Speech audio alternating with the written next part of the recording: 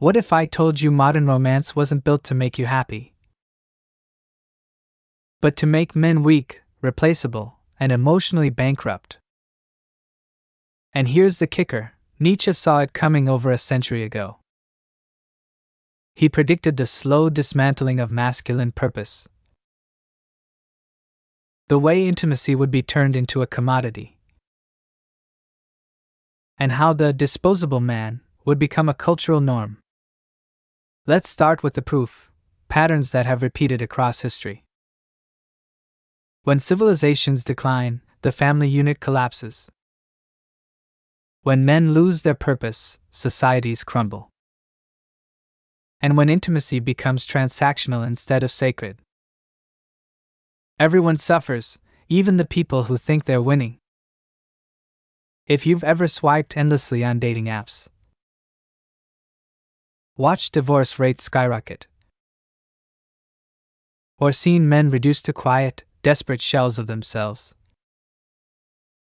you're looking at symptoms of a bigger system. One that doesn't just exist, it was designed. Picture this. It's 1890. A young scholar sits alone in a candlelit study. His fingers are stained with ink, his quill scratching furiously across the page. His name? Friedrich Nietzsche. And in that moment, he's writing a warning that will echo through time. Ignored by most, but undeniable to those willing to look deeper. One of his lines, controversial even back then: "Everything about woman has a solution. It is called pregnancy." Now, before you rage, click away. Understand, Nietzsche wasn't simply attacking women. He was diagnosing what he saw as the unraveling of the sacred bonds between men and women. Long before Tinder, long before marriage became a legal minefield, long before independence was weaponized into loneliness. Let's make this real. Meet John. He's 28, a successful lawyer. Sharp suit, stable income. And on his 5th hinge date this month. Every time, the script is the same. Witty small talk, a little vulnerability. And eventually the line: "I'm not looking for anything serious right now." John laughs it off, but inside, that emptiness grows. It's like he's playing a game where the rules change mid-match. And no matter how well he plays, it's never enough. Why? Because modern romance has turned women into passing characters in a man's life. Not necessarily by women's choice, but by a system that rewards disposability. Dating apps aren't designed to create couples. They're designed to keep you swiping. Social media turns relationships into highlight reels. And marriage? For men, it's a gamble where the odds are stacked against them from the start. Nietzsche once wrote, "In revenge and in love, woman is more barbaric than man." Not because women are cruel, but because when society strips both men and women of their natural roles, chaos fills the gap. This isn't new. Rome didn't just fall to invading armies. It fell from within. Birth rates collapsed. Families fractured. Emperor Augustus saw it happening and created laws to punish adultery and reward marriage. Because he understood. No strong families means no strong men. And no strong men means no empire. Fast forward to today, Birth rates are collapsing. Marriage is at an all-time low. More men are checking out. Quiet quitting relationships before they even start. Meanwhile, women are told to live their truth. Even as loneliness numbers rise for both sexes. Nietzsche had another line. When a woman has scholarly inclinations, there is usually something wrong with her sexuality. Controversial? Absolutely. But if you strip away the provocation, what he's pointing at is this. When a society disconnects femininity from its biological and emotional roots, both men and women lose. Here's where it gets darker. You're told you have endless options. Swipe, match, repeat. But more choice doesn't always mean more happiness. Psychologist Barry Schwartz calls it the paradox of choice. Nietzsche hinted at it when he said, "Freedom is the will to be responsible to ourselves." But modern men aren't free. They're paralyzed. Should I commit? Is there someone better? What if she leaves and takes half my assets? This isn't empowerment. It's paralysis by abundance. Women aren't immune either. Many chase high-value men in a marketplace where value is measured in followers' status and paycheck size. It's a rigged system. And the house always wins. Not you, not her. So what's the first step? See the trap. Refuse to play. Nietzsche's advice was simple. Become who you are. That means stop being a supplicant. Stop being a consumer of love. Start being a man with a mission. Because a man with a mission doesn't beg. He attracts. And this is just the beginning. Because the deeper you go, the more you'll see that modern dating didn't just evolve naturally. It was engineered. And the architects? They've stayed hidden, pulling the strings while men and women turn on each other instead of seeing the real enemy. It's the early 1960s. A cigarette-smoking executive leans over a mahogany desk. He slides a confidential report across to his colleagues. The title? How to Create Repeat Consumers. The product isn't cars, or TVs, or appliances. It's relationships. Because the moment love became a marketplace, someone was going to profit from breaking it apart. Fast forward to today. Dating apps make billions every year. Divorce lawyers live like kings. Self-help coaches sell you secrets for keeping a man or landing a high-value woman. And the media? They keep the gender wars raging. Because nothing sells like conflict. Nietzsche saw it long before we did. He warned, "The demand to be loved is the greatest of all arrogant presumptions." When love turns from something earned into something demanded, the market thrives on your desperation. That's not romance, it's commerce. 17. Let's look at Mark. He's 32, an engineer. Spends $200 a month on Tinder Platinum. Pays for dating coach webinars. Has shelves of books on female psychology. And yet, he's lonelier than ever. Because the system isn't built for him to succeed. It's built to keep him searching. Nietzsche once warned about priests and moralists who profit from human weakness. Today they're not in robes. They're in suits, running companies that prey on your loneliness. Dating apps are slot machines, feeding your brain dopamine hits for every match, even if that match never messages you back. And studies show only a tiny percentage of men get most of the likes. The rest?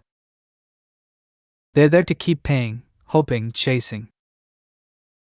The marriage industry isn't any better.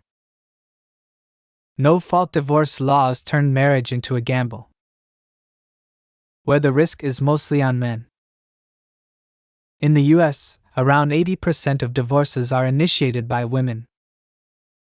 Settlements often leave men financially gutted.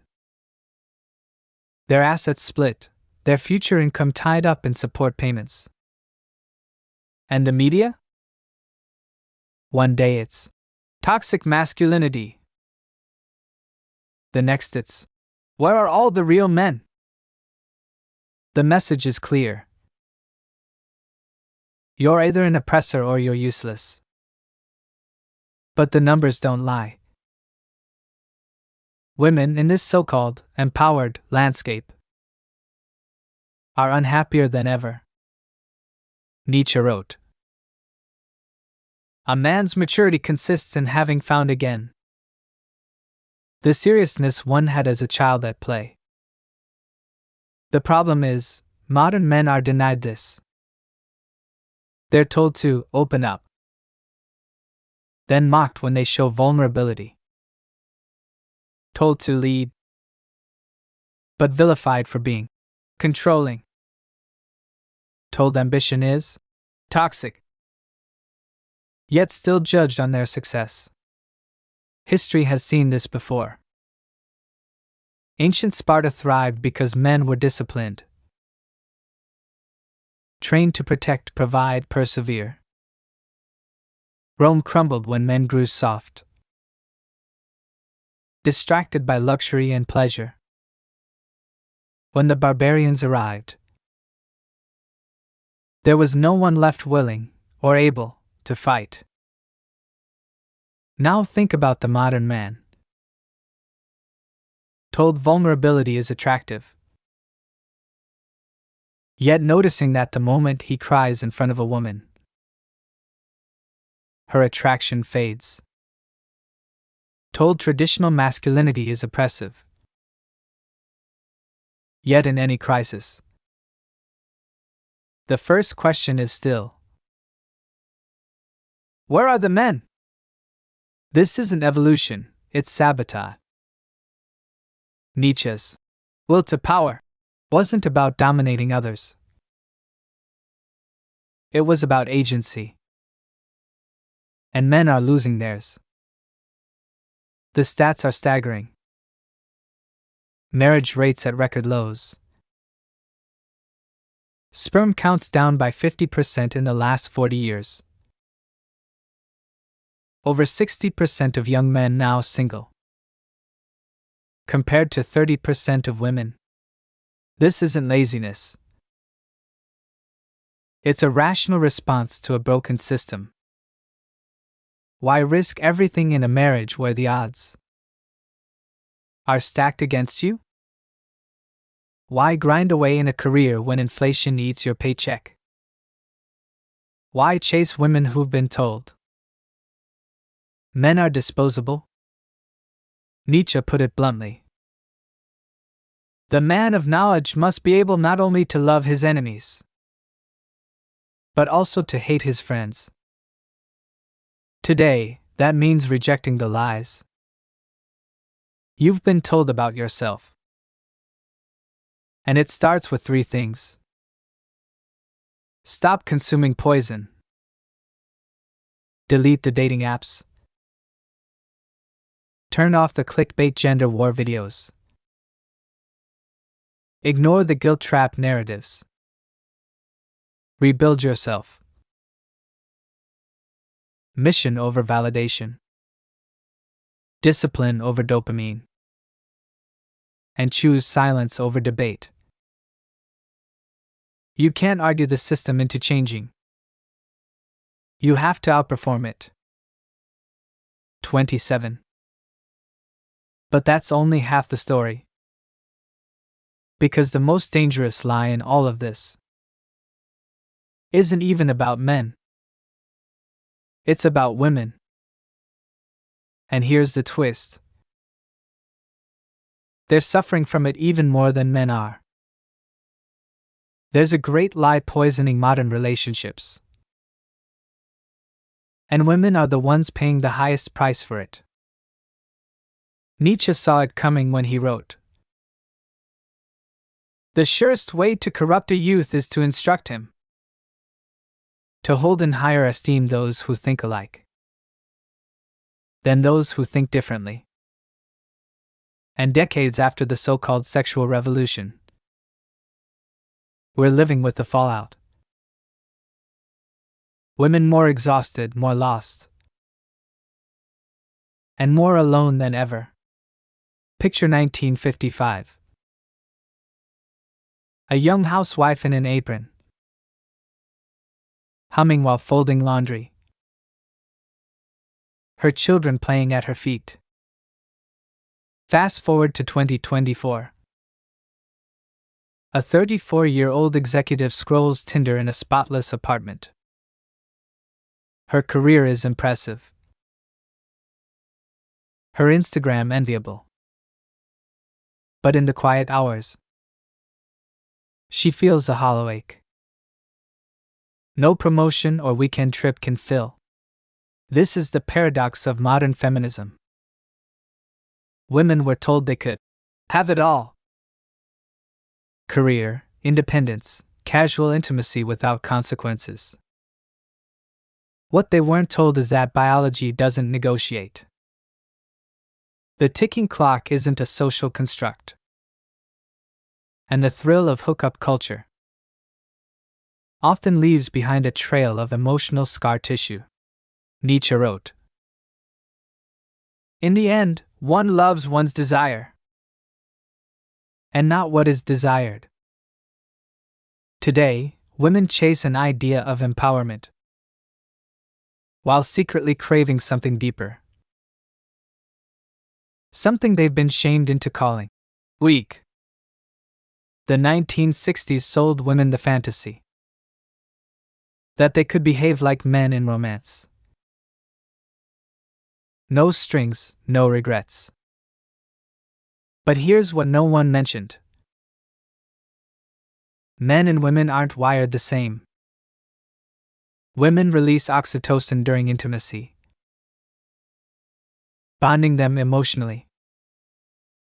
Men don't at the same level. And while women tend to be hypergamous, seeking the best provider and partner, men tend to seek fertility. A man's value can rise with age. A woman's fertility peaks in her mid-20s and drops sharply after 30. It's not fair. Nature doesn't care about fair. Feminism told women to ignore these truths. And in doing so, it didn't free them. It disarmed them. Take Sarah, 29, a marketing director. In college, she embraced hookup culture. Now, as her friends settle down, she wonders why every fling leaves her emptier. Why no man commits. Why she feels like she's expired in a market she was told she controlled. Nietzsche warned, Woman's love involves injustice and blindness against everything that she does not love. And now women are blind to the very system that used them. Since the 1970s, women's reported happiness has dropped. Depression rates among young women are at record highs. Egg freezing is booming. A desperate race against biology. Feminism promised women they could be like men. But men don't crave emotional intimacy the same way women do. Men don't lie awake, wondering if last night's fling will text back. And men don't feel the ticking clock the way women do. And here's the cruel twist. The very movement that claimed to empower women turned them into commodities. Dating apps reduce them to swipeable profiles. Social media pushes them into endless competition with photoshopped illusions. Corporate culture tells them to delay motherhood until it's often too late. The solution? First, women must reclaim their true power. Not the hollow, girl boss version, but the kind that creates, nurtures, and inspires men to be great. Second, men must stop enabling the lie. The strongest thing a man can do today is hold women to a higher standard. Not as enemies, but as allies. 36. Because the truth is, women want men to lead. But feminism shamed them for saying it. Women crave commitment. But hookup culture robbed them of the language to ask for it. Women need strong men. But modern society has spent decades tearing masculinity down. Nietzsche said, "To live is to suffer. To survive is to find some meaning in the suffering." And the meaning here is crystal clear. Men and women need to save each other from the lies. Because if they don't, the death of masculinity will take everything down with it. The modern man is a ghost. Numbed by porn, pacified by video games, and starved of purpose. He's been told masculinity is toxic. Ambition is greed. Stoicism is repression. So he wanders, disconnected from his instincts, his purpose, his very soul. Nietzsche saw it coming. The man who despises himself still respects himself, as he who despises, even in self-loathing. A man feels the echo of what he was meant to be. The path back requires what most men fear: the willingness to be dangerous again. To live fully, Nietzsche said, is to live dangerously. That means rejecting the padded, sterile life that keeps men docile. It means choosing discipline over comfort, mission over distraction, tribe over isolation. This isn't about blaming women or society. It's about accepting that the world doesn't need more nice men. It needs dangerous men who choose to be good. The choice is yours. Stay disposable or rise.